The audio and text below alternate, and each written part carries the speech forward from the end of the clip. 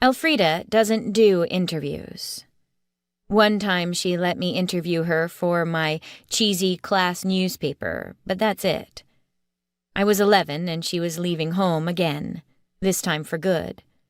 She was on her way to Norway for a recital and to study with an old man she referred to as the Wizard of Oslo.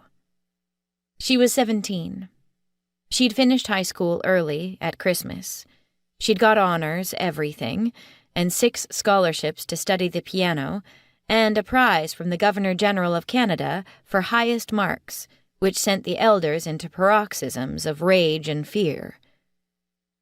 One day at dinner, a few weeks before she was due to leave, Elf casually mentioned that while she was in Europe, she might as well go to Russia to explore her roots, and my father almost stopped breathing.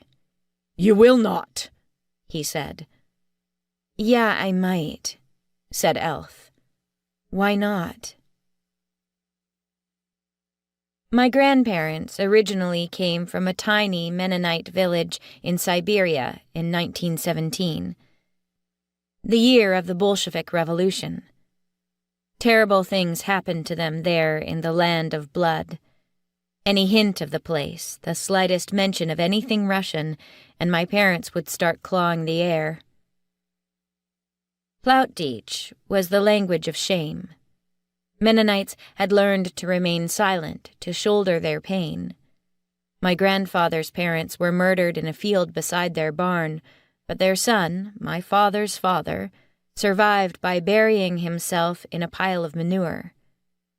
Then, a few days later, he was put in a cattle car and taken with thousands of other Mennonites to Moscow, and from there sent off to Canada.